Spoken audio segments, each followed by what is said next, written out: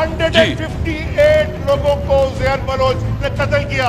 जिनके बिहाफ पे किया वो हम पे बजट की तकरीरें करेंगे यहाँ पे।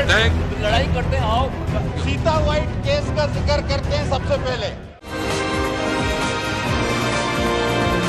तरीकेकार है जो ministry for ports and shipping का आज रहा है। ये इस हाउस का कोई इज्जत बढ़ा रहे हैं हम, या अच्छा ठीक है ना भाई, फिर लड़ाई करते हैं, आओ मैं भी अच्छा ठीक है ना भाई, फिर लड़ाई करते हैं, आओ हौसला आना चाहिए जी। मौलवी साहब इस तरह ना करें जी। और जी नवीद तंवर साहब प्लीज, नवीद तंवर साहब प्लीज। थर्ड क्लास बात हम क्या कर रहे हैं जी प्लीज।